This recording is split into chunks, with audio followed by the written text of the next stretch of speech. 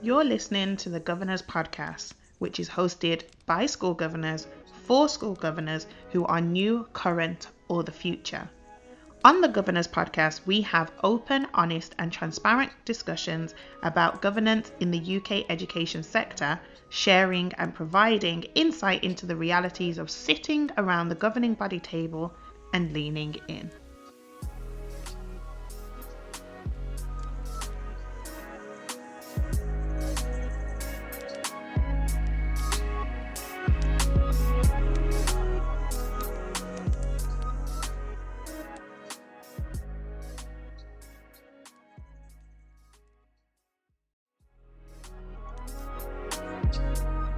Hello, I'm Sharon Warmington and I support schools and academies as a governor, governance practitioner and a clerk.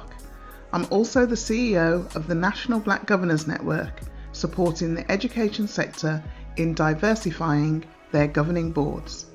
And it's Olivia Hinds here, an under 30, unapologetically black female who is changing the face and space of school governance.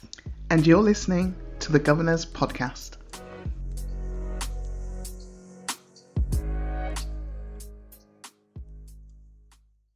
Okay, let's get into today's topic. Here's a question. Why do you govern in more than one school? One, at the time, I had time, so I thought I could take on another one. I was asked, and I thought, okay, 2 is my capacity. I think at the time I picked up my second one, I had to let go of my primary school. So the primary school was the first one I got The first time you were a governor. The first governor. time I became a governor. Mm-hmm. Then I got asked to join a secondary school that was newly changing to a new math structure and everything like that. And then I got asked from a different secondary school to become one, and I knew I couldn't do 3. Yes. So I let go of the primary school because I liked the secondary school feel and I felt more aligned with that age group in terms of supporting that chapter of students' lives and things. And I think it's also because it was so different to the secondary school I was already in. So the 2 secondary schools, it gave me a wider scope, I would say, into governance, not just in education, but education in secondary education at that level. So I like that aspect. So it didn't make sense to say no. And for me, if I can't find a solid reason for saying no to something, then I don't. I find a way to do make it work. To make it work and say yes. So it's really interesting that you say that, actually, because a number of people, when they approach the National Black Governors Network wanting to become governors, unless they are a parent, they usually want a secondary school. Okay. That's usually the default. Until I start to unpick their reasonings behind it and open them up to the possibility of considering a primary school, because there are more primary schools than secondary schools. Of course, because they feed the secondary schools. And there are more vacancies, therefore, in primary school for governors. In my experience, I don't know the data around that, but in my experience, there is a greater need for people. And what I say to people is, think about it not in terms of what you perceive to be, of course, oh well, the students are older, so it's easier to understand, because all the subjects are specific. Not necessarily. It can be very complex. Well, at that I level. know, but what I'm saying is sometimes the perception of secondary school is that it's That's easier. The key word. And that's why I say I unpick people's reasonings behind wanting to be a governor in only a secondary school, especially when they're very clear. Some will say, I'm not fussed. Yeah. Others will say, no, it's got to be at secondary school. And so what I govern in a primary school. Okay. A maintained primary school. And what I say to people who are either unsure or who say, I want a secondary school, I will say to them, consider a primary school. Yeah. Because remember that it's the primary school that sets the foundation. Literally that. On which the secondary education is built. Yes. Because So- you wouldn't have a secondary school if you didn't first have Right, primary school. exactly. And you need a lot of the layers, as I say, are laid there. So if you want to be involved in children's education, then in my mind, and this is a personal opinion, primary is the way to start, because if you can lay that solid foundation, or make sure Yes. that solid foundation is in fact solid, then by the time they go into secondary, they will have that It's so true. to build upon. And the thing is, that's how, when I think of my governance journey, I started in a primary school. Yeah. I did a year in there, so just So you didn't even finish a term? No, because it's You don't have to answer that. no, it's I think it's because several things were taking place, changing in that school and the academy and the academy trust it was in. And I had to make, as much as I say, unless I've got a solid reason for saying no, I try and find a way around it. If something starts to make me feel like it doesn't align with my values and my core beliefs, absolutely. then I feel like I have the right to step away. Absolutely. If I feel that it's no longer fitting, or it goes against who I am and my integrity and holding on to that. So that's one of the reasons. Yeah, I absolutely understand that, because I stayed with a school for about 6 months and left for a similar reason. And it's important that governors understand that it's not a case of, well, if it doesn't go my way, I'm going to spit my dummy out. But it is making sure that you are aligned with the direction. And you know for yourself what you stand for. And absolutely. And if the direction of the direction of travel isn't aligned with your moral purpose or your values, then you're going to be in constant conflict. Exactly. So when I'm talking to my members, I say, when you are meeting the chair and the head for the first time, make sure that you ask questions as well, because it's not a one-way street. It's definitely a two-way street, and you have to make sure that it's the right fit for you. Yeah. So like the primary school that I'm in, going back to the differences, if I was to take on another school, I would want it to be a secondary, because that will then give me the balance. Yes. I'm very interested in FE actually. Okay. In further education. Okay. Just for anyone who doesn't know that abbreviation. Yeah, only because I don't know that much about it. So, for primary, you usually forget about after year 6 when they've gone, and then for secondary, after year 11 or year 13 when they've gone. But those children are still in education. You mean like colleges and universities. And that apprenticeship structure so and things. It's still important that we operate in those spaces as well. And think about the whole journey of that child from early years right through to when they actually enter the workplace or the working environment, and that could be at the age of 16, or it could be at the age of 24, 25 after leaving university. So it is important that we are involved and connected to the education system throughout the entire journey. It would be interesting to see what governance is at those higher levels. And I think because I would have done several years in secondary education governance, then it means if there was an opportunity to become a governor or whatever the title may be at those levels. Well, it is a governor in FE. I'm not sure what higher education I'm not sure what they call. I don't know, because those are huge entities when you think of them. Literally. Like real institutions. You're going from maybe in primary a couple of hundred, depending on how many forms of entry there are, but 250, 300 kids. Secondary schools probably 2.5 at most. Some are only 1,000, some only 500. Yeah. And then to universities, thousands. Like wow. Yeah. So it would be interesting to see what it would be like at that level. Just to, what I'd be interested in, things like how much changes in terms of career projection and career actualization for young people. Because when you're in secondary schools, you pick your GCSEs based on the career that you're starting to think about. Well, if you take it back a bit further, if you're in thinking primary school, and what you want to be in the future. Yeah, when you ask a child, what do you want to be when you grow up? Exactly. You know, their innocence. I love their innocence. You know, you'll have people who will say pilots, and I'm not saying that that's unrealistic, but you know, there is no limitation. Yeah, that's what it is. That's what I mean in terms of their innocence. Anything's possible. There is no limitation. They can be just as fascinated about saying they want to be a pilot as they do wanting to be a lollipop lady. Yeah, you know, it could be anything. You know, what for them it's like I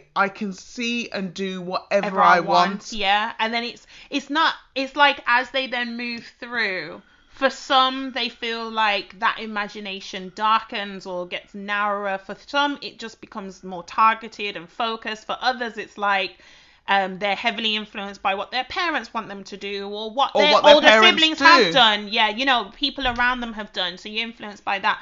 You know, good, bad, or indifferent. So you've got those influences. Or it could be that there's so many more options, or by the time you get to those points where you're starting to make decisions for yourself, your interests change or your interests emerge. You know, there's new things that you learn and stuff. Like I know when I was in school, I was very academic, head in books, exams were nothing for me kind of thing.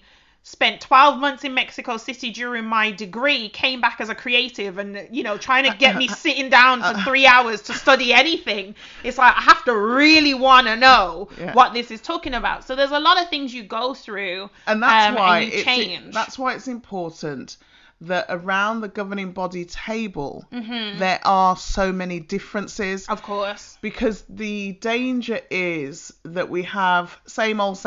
Yeah. Meaning everyone especially thinks the same, especially when we're looking at the skills audit and we still have this thing where we've got to have somebody with legal knowledge, we've got to have somebody with finance knowledge, we've got to have somebody with HR, we've got to have somebody with all these different things, which are fine. Yeah. But where are the creatives around the table? And you need that. Because it's not an entrepreneur doesn't necessarily always follow the academic route. Yeah. They're usually the creatives. So those students who are not necessarily into maths, English and sciences, they do it because they have to, they've got no choice. But they're excelling in the creative stuff. Languages, whether it's arts, languages, art, you know, music, all of those kind of things. And so it's important that we don't stereotype around the governing body table either. Yeah. Because I remember, and I've used this quote so many times, or reference so many times when I was listening to Radio 4 a couple of years ago now, and an A-level student, 17-year-old, she was in year 12, facing the dilemma of continuing with her YouTube channel or completing her A-levels, but she knew that she couldn't do the two. And I think her dad was all for her. Her dad was like, yeah, the YouTube channel. Her mum was like, no, finish your A-levels. School was like, of course, finish your A-levels. YouTube will always be there. No, if you don't understand the space, don't speak on it. And that's the thing, and that is a real challenge for a number of young people. And I know there's this perception of, you know, not everybody's going to make it on YouTube. Not everybody's going to make it. Or people not understanding that it is a viable career for people who have got it down pat. Absolutely. And that's the thing, because there's real work involved in I know this. There's real work involved in building a YouTube channel, following and stuff. So if someone is flying in it, they're getting sponsorships, the business is being driven. Genuinely, what more can their A-levels contribute? Absolutely. When they're already in it and doing it. How can you be trying to convince a young person, a student who may be absolutely flying in their academic studies, that what they're passionate about is less important, is less significant than getting their exam grades? Right. But And I understand it's like having something to fall back on, but when you think of this new generation or this current generation, they're no longer thinking about falling back. No, they're thinking about falling forward, getting up, and then going for it again or going for something else. There's no going back. And that's why I have this saying that says we are preparing our children for a world that doesn't even yet exist. Mm-hmm. And if we don't have the student voice around the table, how can we possibly set the strategic direction for that school? And that's why I love being a governor in different types of schools. So even though they are both secondary schools, they are very different. So what are the differences in terms of schools? Okay, so one's a selective and one you would say is a state school, comprehensive school. They are different in terms of student numbers. They are different in terms of how they focus on academia, because obviously in selective schools, I don't want to say it's a given, but it's a given that most students are going to get the top grades, and so getting 99%, 100% pass rate, that's just standard. You know, if they have their own league tables amongst themselves with grammar schools. Whereas in the other school, they, as much as they push academia, they also look at they encourage students in other areas, because they know that sometimes, or not all students will get those top grades, but they nurture the skills that they have. Not saying selective schools don't, because they do, but I think when you've already got something set, you can then look at the other if you stuff. Look at lockdown, for example, I knew coming out of lockdown, secondary school, selective secondary schools would be pretty much fine on an academic level. So their students, as much as they would have experienced a lot of disruption, I think a lot of focus has been on well-being, because it's them managing all the chaos that has been in and out, because they are so used to being at the top end of their performance levels that, being in school and then out of school, it's like, oh my gosh, I may not get my A, or I may not get my grade 7 or my grade 8. Whereas in other schools, I think it's like, you know what, I'm still on track for a B, so I'm going to be good. But I've learned how to learn better. So they've been able to look at the way that they learn. So I'd say the key differences are the focus points, but also not just academia, but how the meetings are constructed.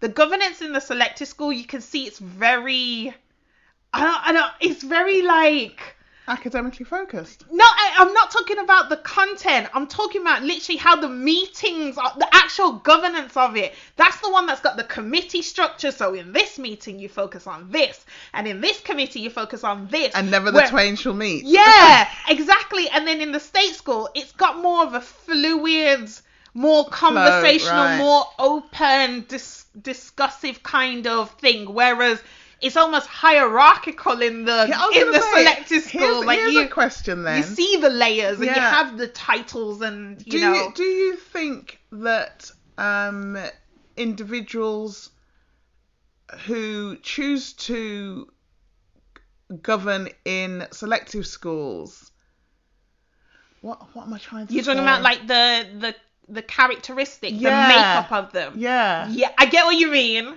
I can't think of the. Okay. Now I should say I've clerked in selective schools. No, in several schools, and I love all the schools.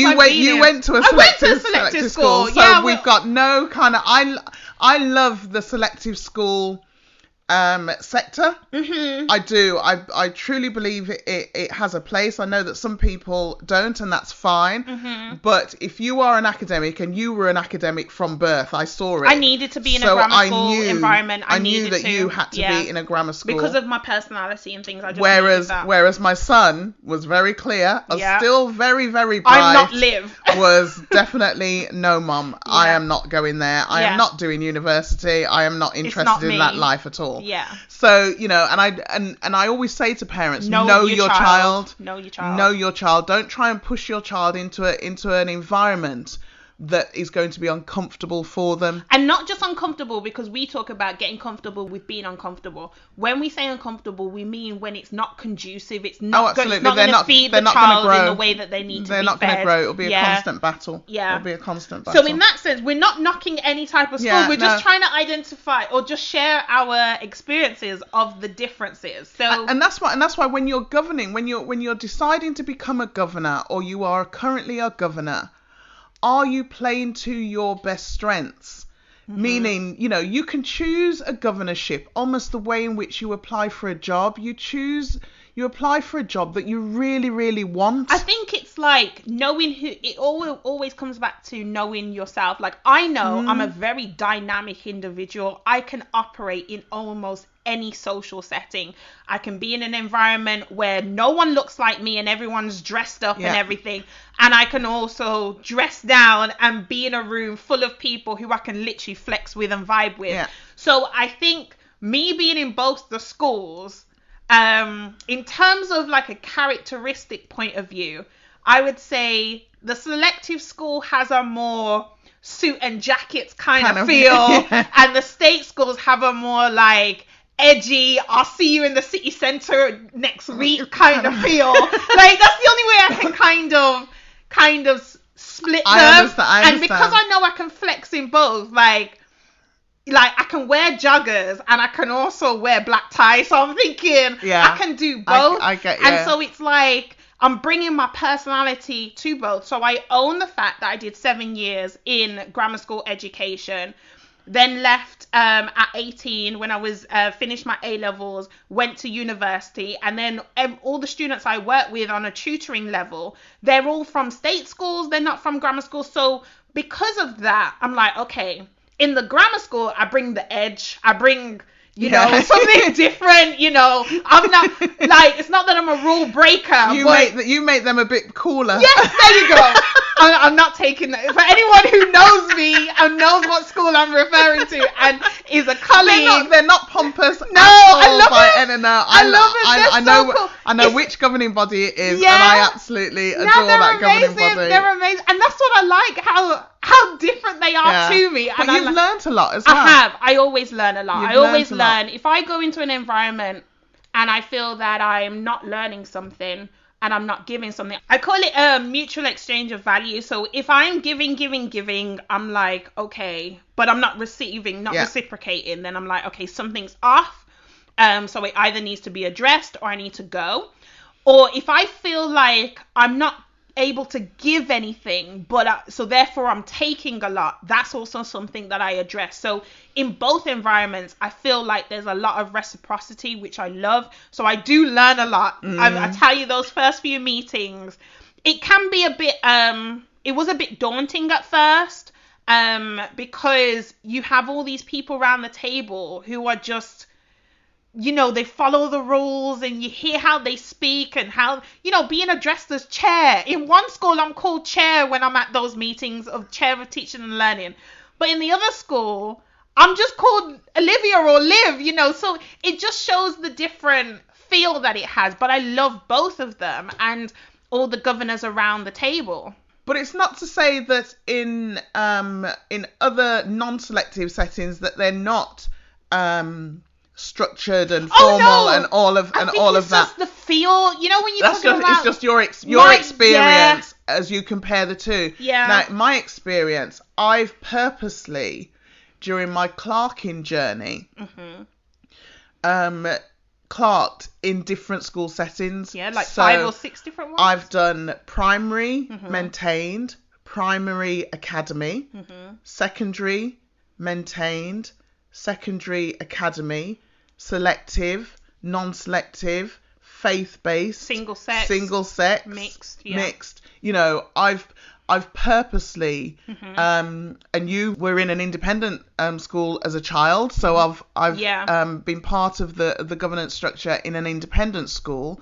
I've also been a parent governor in a selective school, and an IEB member in a faith-based school, as part of the diocese. So would you say what I can say, it's enriched your absolutely. your knowledge of I governance and purposely education? built my clerking career on that basis. Okay. Because I wanted to learn and understand from the different settings. And I can honestly say, without a shadow of a doubt, irrespective of what school setting you are in, good governance is good governance, and poor governance is poor governance.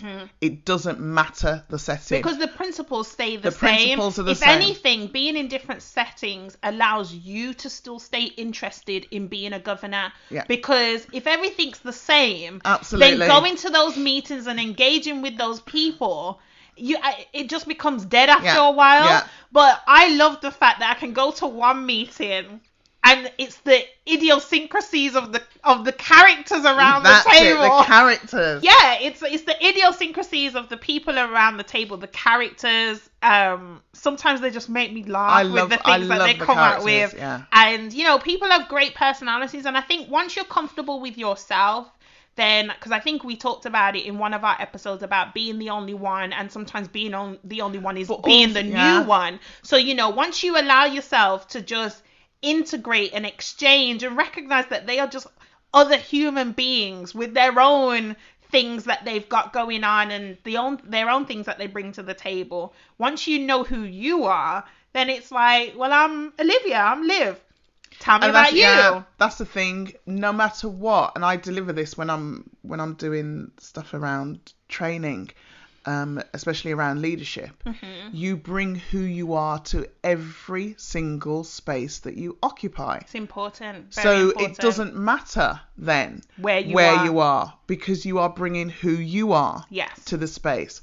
And for me, I always go along the line of not just occupying the space, but changing the space, but changing it for the good. You don't want to change it in a detrimental way, but you want to make sure that what you are bringing to the table is valued and that it moves the organisation that you're in forward. Because that's the bottom line. So important. So what would be your takeaway from our discussion? The takeaway would be, if I had the capacity, I would take on a secondary school. And I have actually just been asked to be a member of a trust board, not a trustee, but the member bit of it from the 1st of September. That's how early they've got in to get me. So I'm interested in holding that role.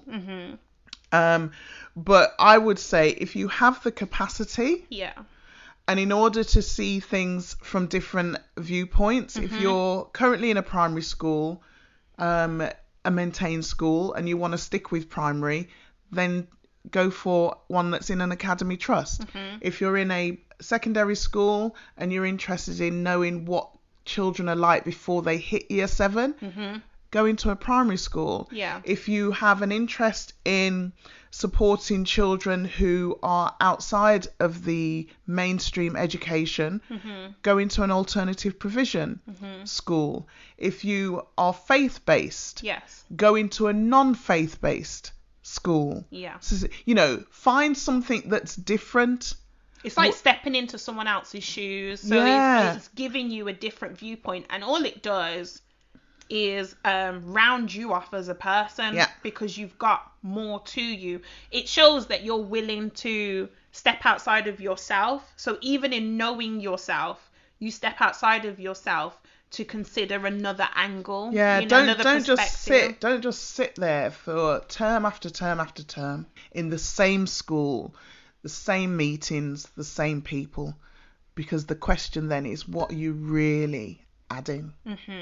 Yeah, definitely. My takeaway would probably be see yourself as being on your own journey, very much like the children we are there to serve as school governors, as school organisations, as the education sector, who are on a journey. They have to start in nursery and then go into reception and then go into primary school education, then secondary, and move up. You yourself are on your journey. Where do you want your journey to start, and how would you like it to continue to flourish and evolve. So that would be my takeaway. That's good. Yeah.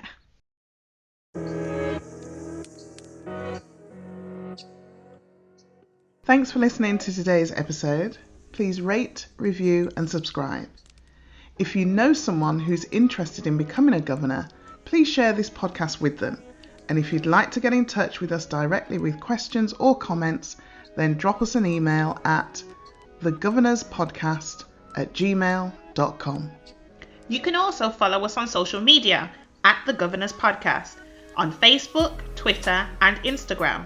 Let's connect.